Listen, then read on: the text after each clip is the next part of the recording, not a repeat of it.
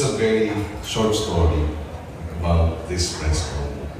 When when, Ros- when Roselle said we will agree to have this press con, I was, of course, the first person I remembered and missed was Mother Lily, because it was always Mother who would put this together for us since 2001. We didn't ask. She was the one who volunteered. She called us, said, no, we're going to support you. We want good people in government. So we miss her, we miss Mother. But of course, she lives on with Roselle, with Keith, and with all of you who touched, all of us who touched her, who were touched by her generosity, her love for country. In fact, Roselle, when I was giving instructions to my team to help put this together and coordinate with you, 2 times I had to edit my message because I had to change Mother to Roselle. Out of habit ba? Mother Lily will put together, Mother will put together the press con. It's like, Roselle pala, Roselle. And then that was the first time. The second time, again, out of habit, we're going to have a press con with Mother, with Roselle. That's how we miss Mother so much, because she was really a mother to us. And as Roselle said, truly, she was inspiring. You know, when we were down and we felt that we were alone, especially that independent run, we didn't join the administration or the opposition. So we were solo. She called us again and said, we need to help you, we have to win. So, yes, she's still alive, very much alive in our hearts, and the family. And thank you, Roselle, thank you, Keith, for the support. And when we're here, 6 more days of Song Campania.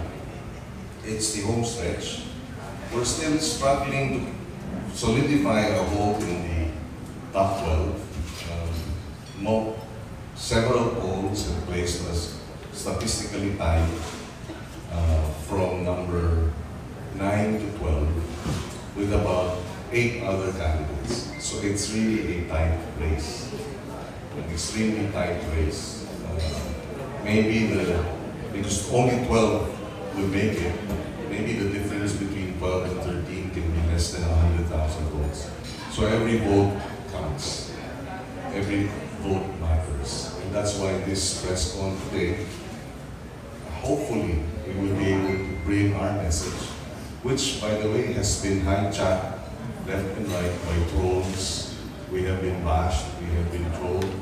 They have spliced video, demeaning us, insulting us, mocking us, and that's why this hopefully the media, the showbiz media, can help us correct the lies that have been spread and continues to be spread. Palagay ko, because nga we're statistically tied, there are those who are afraid and have resorted to disinformation. Bilyong talagang nagbigay ng oras para siraan tayo. And so, ayun, we go back to the message. Why are we running? Why did we decide to run? Because our advocacy since 2010, and highlighted in fact in the last presidential and vice presidential election, in my case, was food security, support for our farmers. And after that run in 2022, today in 2025, food continues to be very expensive. Hirap ang ating mga kabayan. One of the top issues, top 3, top 2 issues would be high prices. And paramount there is food. Today we have the highest incidence of hunger since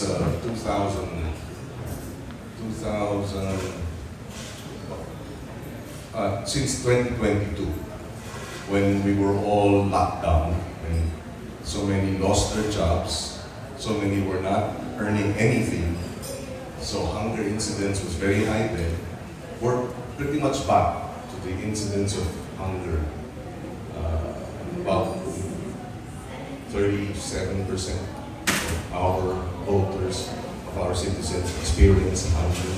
That's almost 40% of our citizens. The other thing is highest self-rated poverty since 2004. Ibig sabihin, people are suffering. And that's why we said we have to run to address the issue of hunger.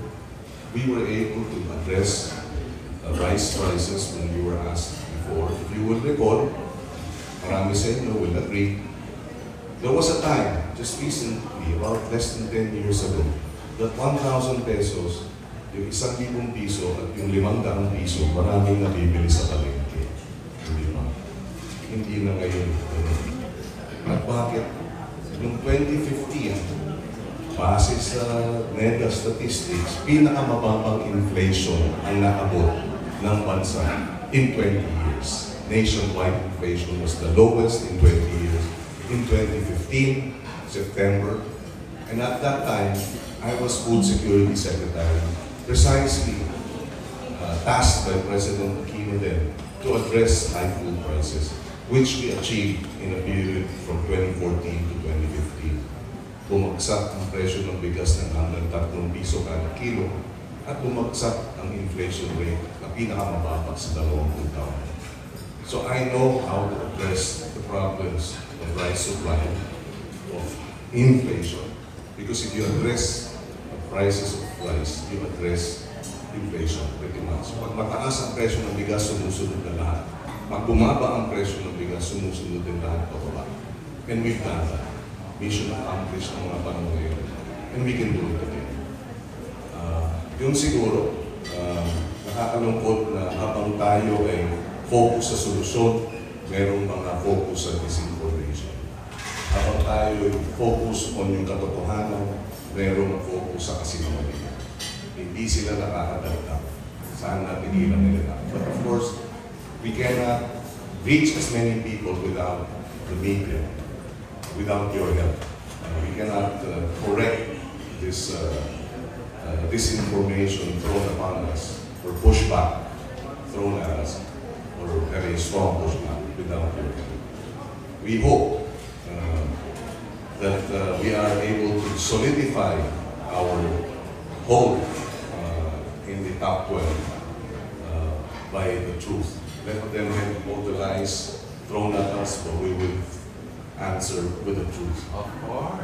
Thank you, and again, to the Monteverde family, thank you very much for this support. Again, nakakatawa ng puso. It inspires us to continue this fight.